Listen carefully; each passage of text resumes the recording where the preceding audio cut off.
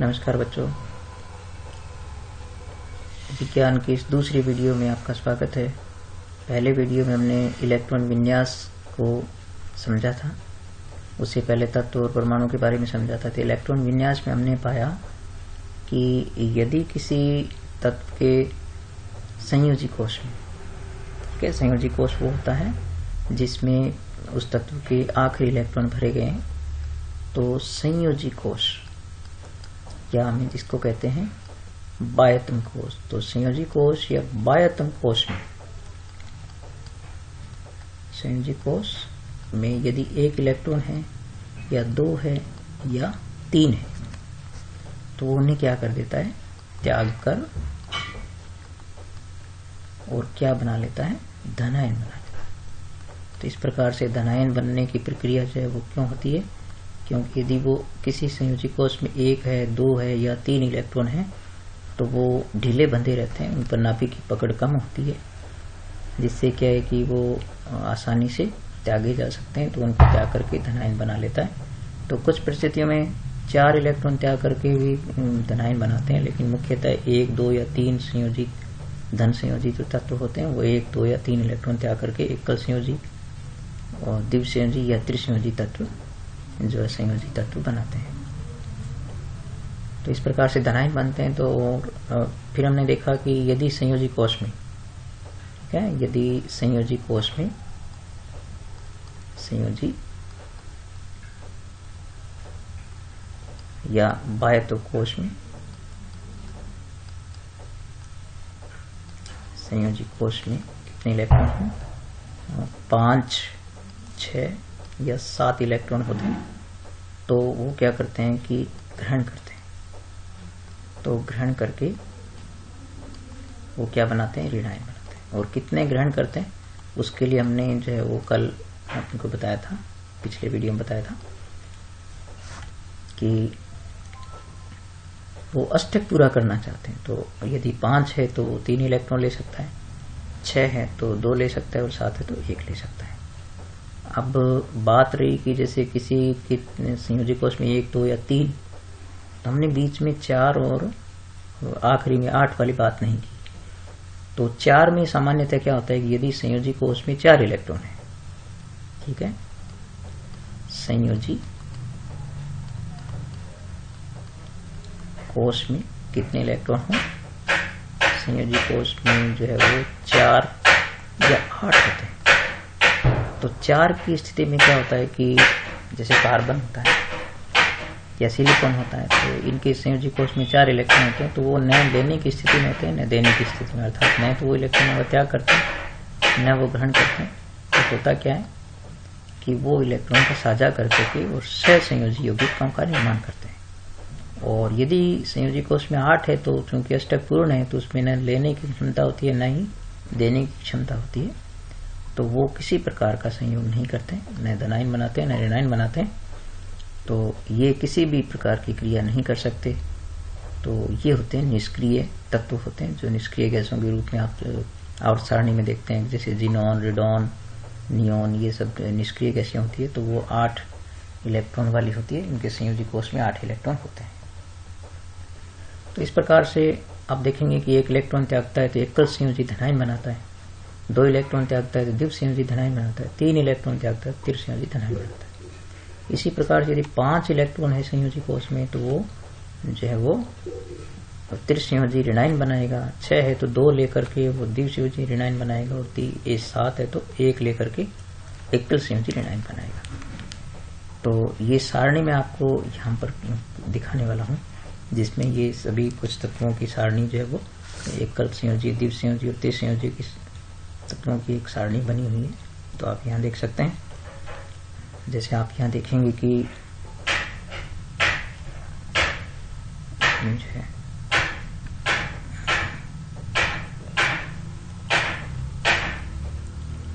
ये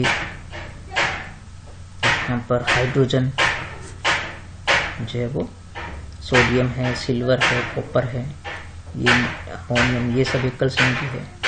और द्वितीय संयोजी के अंदर जिसे आप बेरियम, मैग्नीशियम, ये कैल्शियम, बेरियम, लेड है, स्टेनम है, इस प्रकार से ये और त्रिसंयोजी धनायन है तो ये बोरोन, एल्यूमिनियम, फेरिक, ये और चतुर्संयोजी कुछ इस प्रकार से दे रखे हैं। तो इनके नाम भी आपको अच्छी तरह याद रखेंगे, उनकी संयोजकता भी याद रखेंगे, जिससे इन रासायनिक अभिक्रियाओं को समझने में आसानी रहेगी। इसी प्रकार से आप ऋण संयोजी तत्वों को देख सकते हैं।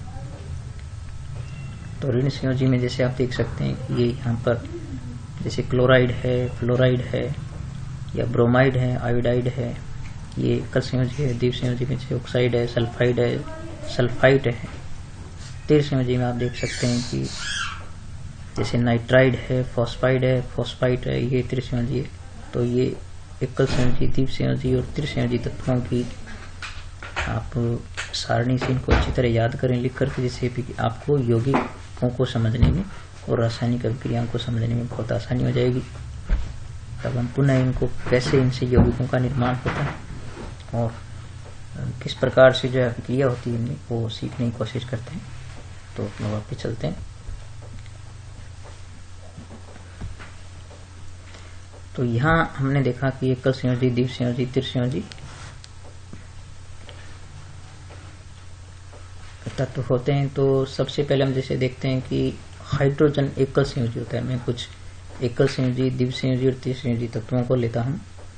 तो हाइड्रोजन जैसे एकल संयोजी धनायन होता है, तो ये हाइड्रोजन एकल संयोजी धनायन होता है, यानी H+1 है। इसी प्रकार हम एक द्वितीय संयोजी लेते हैं, जैसे मैग्नीशियम होता है, Mg+2 होता है। इसमें एल्यूमिनियम है जो तृतीय संयोजी होता है, तो Al+3 होता है। इनको ऋणायनों को लेते हैं, जैसे एकल संयोजी में हम लेते हैं जैसे हाइड्रोक्साइड है, OH-1। द्वितीय संयोजी में हम लेते हैं जैसे कार्बोनेट हो गया, CO3-2। इसी प्रकार जैसे फॉस्फेट होता है, PO4-3। तो ये कुछ एकल संयोजी धनायन और ऋणायन है। तो इनमें जैसे यौगिकों का निर्माण कैसे होता है, तो उसके लिए आपको बहुत आसान तरीके से हम समझ सकते हैं। जैसे किसी भी एक धनायन और एक ऋणायन के संयोग से यौगिक बनता है हमेशा। तो किसी भी यौगिक के सूत्र में पहले आप अच्छी तरह ये जान लें कि कोई भी यौगिक होता है, रासायनिक यौगिक जो होता है, तो यौगिक के सूत्र में यौगिक में जो पहला तत्व जो होता है धनायन होता है, यानी धनायन, और प्लस में क्या होता है ऋणायन होता है, यानी उसमें अत्यावश्यक रूप से पहला तत्व क्या होता है धनायन होता है और दूसरा क्या होता है ऋणायन होता है। इस प्रकार से यौगिक के सूत्र के अंदर आप पहला जो तत्व देखते हैं वो हमेशा धनायन होता है, दूसरा ऋणायन होता है। तो एक धनायन और एक ऋणायन के संयोग से एक यौगिक का निर्माण होता है। तो कुछ इसमें धनायन जो है वो धनायन और ऋणायनों को हम दो कैटेगरी में ले सकते हैं। कुछ तो होते हैं एकल तत्व, जैसे कुछ एकल तत्व धनायन होते हैं। तो आप यहाँ पर जैसे देखते हैं कि ये हाइड्रोजन है, मैग्नीशियम है, एल्यूमिनियम है, ये सब जो है वो एकल परमाणु आयन है। लेकिन जैसे आप यहाँ पर ये देख सकते हैं कि NH4+1 है, इसमें एक से अधिक प्रकार के परमाणु हैं। तो ये जो है बहुपरमाणविक आयन कहलाते हैं। तो इनमें एक से अधिक प्रकार के परमाणु हो सकते हैं। आप यहाँ पर देख सकते हैं कि ये तीनों ही जो ऋणायन है हमने ऐसे लिए हैं जो बहुपरमाणविक हैं। जैसे यहाँ पर हाइड्रोजन ऑक्सीजन मिलकर बना हुआ है, ये कार्बन और ऑक्सीजन मिलकर बना हुआ है। कुछ एकल भी हो सकते हैं, जैसे सल्फाइड है तो S-2 है, तो एकल परमाणु ये जो है ऋणायन हो गया। और इसमें थोड़ा लिखते समय आप बहुत ध्यान से इनके प्रतीकों को लिखेंगे तो उसमें क्या होगा, जैसे मान लीजिए कभी आपने यदि जैसे CO3-2 यानी कार्बोनेट आयन है, आप इसको ऐसे नहीं लिख सकते, ठीक है। ये रासायनिक रूप से लिखना बिल्कुल गलत है, क्योंकि हमेशा यदि किसी भी तत्व के आयन के अंदर जो बहुपरमाणविक आयन है तो उसमें जो है ये जरूरी है कि उसके जो दोनों परमाणु है वो बड़े अक्षरों में लिखे जाने चाहिए, ठीक है। ये इसके लिए बहुत जरूरी है। तो इसमें यदि हम एक C को बड़ा लिखते हैं, O को छोटा लिखते हैं, तो इसका मतलब ये हो गया कि ये परमाणु है का पहला, उस तत्व का पहला जो अक्षर बड़ा होता है, दूसरा छोटा। इसका मतलब ये एक ही तत्व का प्रतीक बनकर रह जाता है, जो कुछ भी स्पष्ट नहीं करेगा। तो अब जरूरी है कि क्योंकि कार्बोनेट के अंदर कार्बन और ऑक्सीजन दो प्रकार के परमाणु होते हैं, तो ये जरूरी है कि ये दोनों अक्षर कैपिटल लिखे जाएं। तो ये कार्बोनेट का जो सही होता है, तो इसमें इनको छोटा बड़ा लिखने में बहुत ध्यान रखें आप, ताकि आपकी शुरू से ही जो केमिस्ट्री की यौगिक लिखने का तरीका है, तत्वों को लिखने का तरीका है, उसके प्रति आप सचेत रहें। अब हम कुछ यौगिकों का निर्माण करके देखते हैं। जैसे आपने देखा कि एक धनायन और एक ऋणायन को लेकर के यौगिक बनाया जा सकता है। तो सबसे पहले जैसे हम देखते हैं कि हम लेते हैं अमोनियम को लेते हैं। तो अमोनियम हमारे पास है NH4+1 और एक हमारे पास है हाइड्रोक्साइड OH-1।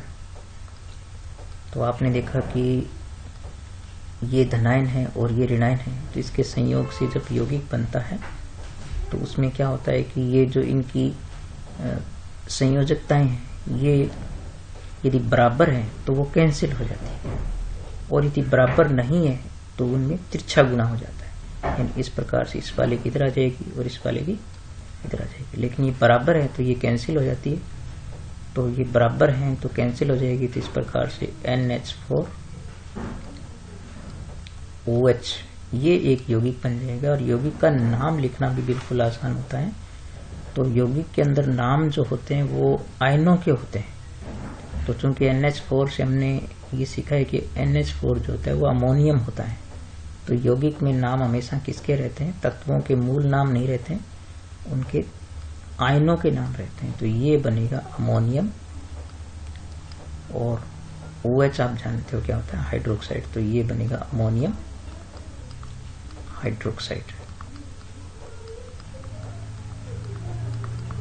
ठीक है बच्चों, इस प्रकार से यौगिक में जो नाम लिखते हैं तो उनमें किसके नाम होते हैं? उनके आयनों के नाम होते हैं। इसी प्रकार से एक और लेके देखते हैं। जैसे हमारे पास यहाँ पर मैग्नीशियम है Mg+2, और यहाँ पर हम जैसे ये फॉस्फेट है, तो इसको लेकर के हम जैसे देखते हैं क्या क्या यौगिक बनता है, कैसे बनता है। तो सबसे पहले हम एक लेते हैं कि ये जैसे हमारे पास है मैग्नीशियम Mg+2, और दूसरा हमारे पास है फॉस्फेट यानी PO4-3। तो मैंने आपको ये बताया कि चूंकि यदि इनकी संयोजकताएं बराबर नहीं हो तो ये क्रॉस मल्टीप्लाई हो जाती है, इस वाली इधर आ जाती है, तो इस वाली इधर आएगी, इस वाली इधर आएगी। तो इसको इस प्रकार से लिखा जाता है कि जो मैग्नीशियम है यानी पहला जो धनायन है उसमें इसकी वाली जो संयोजकता है इसके यहाँ पर नीचे लिखी जाएगी, तो Mg3, और इस वाली जो है वो यहाँ लिखी जाती है। तो इससे पहले ब्रैकेट लगाएंगे, और ये क्यों लगाएंगे मैं आपको बताऊंगा। PO4 की ट्वाइस, यानी इस वाली यहाँ आ गई और इस वाली यहाँ आ गई। तो इस प्रकार से यौगिक बन गया Mg3PO4 की ट्वाइस। अब ये ब्रैकेट क्यों लगाना पड़ता है इसके लिए भी मैं आपको बता देता हूँ। तो इसका पहले नाम देख लेते हैं।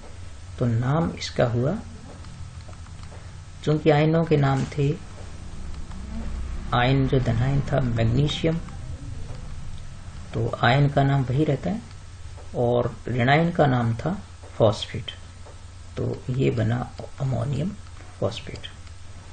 तो बिल्कुल वही रहता है, जो आयनों के नाम रहते हैं वही यौगिक में नाम रहते हैं। तो ये बन गया आपका मैग्नीशियम फॉस्फेट। ठीक, आप देखते हैं कि ये ब्रैकेट क्यों लगाया है हमने, यहाँ पर ब्रैकेट नहीं लगाया, यहाँ लगाया। तो इसके लिए जरूरी है कि यदि आपके पास कोई बहुपरमाणविक आयन है, और जैसे ये PO4 है और इसमें भी पहले से यहाँ परमाणुओं की संख्या लिखी हुई है, और चूंकि हमें यहाँ पर भी ये 2 लिखना है तो हमें ये ब्रैकेट लगाना पड़ता है। यदि ऐसी स्थिति नहीं होती तो हमें इसकी जरूरत नहीं थी। जैसे अपने यदि मैं आपको एक फटाफट एक उदाहरण लेके देता हूँ। जैसे मान लो मैग्नीशियम और सल्फाइड का एक यौगिक बनता, जैसे Mg+2 है और प्लस में S-2 है, तो इनकी बराबर संयोजकताएं हैं, तो ये बराबर कैंसिल हो जाएगी। तो इसमें कोई इसमें तिरछा गुणा करने की जरूरत नहीं है, तो ये MgS बन जाएगा, यानी मैग्नीशियम सल्फाइड बन जाएगा, क्योंकि इसमें ये मैग्नीशियम ये सल्फाइड है। इसी प्रकार से जैसे मैं एक 3 संयोजी तत्व को लेके, जैसे हमारे पास ये एल्यूमिनियम है और इनमें से किसी के साथ भी बनाया जा सकता है इसका, तो जैसे मैं आपको कार्बोनेट के साथ बना के बताता हूँ। तो ये हमारे पास एक त्रिसंयोजी धनायन है, कौन सा, एल्यूमिनियम, Al+3, और प्लस में हम लेते हैं CO3-2, तो ये एल्यूमिनियम है और ये कार्बोनेट है। तो इनकी नाम जो है वो हमने पिछले PDF में देखा था, तो आप वहां से जो है वीडियो को रोक करके और सारे यदि इन एकल संयोजी, द्विसंयोजी, त्रिसंयोजी सभी आयनों को यदि आप वहां से कॉपी में नोट करके लिख लेते हैं, उनके नाम याद कर लेते हैं, तो आपको बहुत ही आसानी हो जाएगी इनको यौगिक को समझने में। तब चूंकि हम देखते हैं कि इनकी संयोजकताएं समान नहीं है, तो ये अब तिरछी गुना होने वाली है, तो ये इधर आएगी, ये इधर आएगी। तो एल्यूमिनियम जो है इसके यहाँ लिखेंगे 2, क्योंकि ये यहाँ से 2 आएगा, और ये CO3 इसमें जो चूंकि ये बहुपरमाणुविक आयन है, तो ये 3 यहाँ लिखेंगे, तो यहाँ पर हमें क्या करना पड़ेगा, एक ब्रैकेट लगाना पड़ेगा। तो ये हो गया Al2CO3 की थ्राइस, यानी इसका नाम हो गया एल्यूमिनियम कार्बोनेट, एल्यूमिनियम और कार्बोनेट, क्योंकि यौगिक में नाम क्या रहते हैं, कार्बोनेट, वो आयनों के नाम रहते हैं। तो ये एल्यूमिनियम है और ये कार्बोनेट है, तो यौगिक का नाम क्या होगा, एल्यूमिनियम कार्बोनेट। तो बच्चों इस प्रकार से आप ये देख सकते हैं कि जो मैंने PDF अभी आपको दिखाई थी, उसमें लगभग शायद 20 के आसपास धनायन है और इतने ही शायद ऋणायन है, 20 के आसपास, 2 ऊपर नीचे हो सकते हैं। तो हम देखते हैं कि एक धनायन और एक ऋणायन को लेकर के यौगिक बनता है। तो यहाँ 20 धनायन और 20 ऋणायन यदि आपको लर्न हो गए हैं, याद हो गए हैं, तो देखो आप हर एक धनायन को ऋणायन के साथ यौगिक बना सकते हैं लेकर के। तो आप ये देखेंगे कि आप 20 गुणा 20 यानी 400 यौगिकों के नाम आप आसानी से याद रख सकते हैं और उनको नाम से उनके सूत्र बना सकते हैं, सूत्र से नाम बना सकते हैं। तो मेरा आपको यही कहना है कि आप इनको अच्छी तरह याद कर लें, पहले 1-2 दिन मेहनत करें, नाम से सूत्र लिखें, यानी आप ये आयनों को जो है वो इस तरह याद करें। आप जो आयनों को जो है आप इसके किस प्रकार से याद करें, आप पहले नाम से सूत्र याद करें, नाम से सूत्र याद करें और सूत्र से नाम याद करें। तो नाम से आपको सूत्र लिखना आना चाहिए और सूत्र से नाम लिखना आना चाहिए, दोनों तरीके से आएगा तो ये आपको लर्न हो जाएंगे। उसके बाद आप देखेंगे कि आपको 400 यौगिकों के नाम लिखने भी आ रहे हैं, 400 यौगिकों के सूत्र से नाम भी लिख सकते हैं, नाम से सूत्र लिख सकते हैं। तो फिर आपके लिए कक्षा 10 तक के सभी रासायनिक समीकरण जो बहुत ही चुटकी का काम होगा। और मैं आपको अगले वीडियो में समीकरण कैसे, रासायनिक अभिक्रियाएं कैसे होती है समीकरणों के अंदर, ये मैं आपको बताऊंगा कि किस प्रकार से सामान्य समीकरणों को भी जो है आप रासायनिक अभिक्रियाओं की जो होती है उनके अंदर हम यौगिकों को देख सकते हैं कि कैसे टूट कर क्या बन जाते हैं। तो वो भी बहुत आसान होने वाला है, लेकिन आप थोड़ा पहले जो वो ये प्रक्रिया को अच्छी तरह देख लें तो ठीक है। इसी प्रकार से आप इनको देखते रहिए, पूरा वीडियो देखा करें। तो मैं आपको बहुत शुभकामनाएं देता हूं कि आप इसको लर्न करें। ठीक है, मिलेंगे अगले वीडियो में।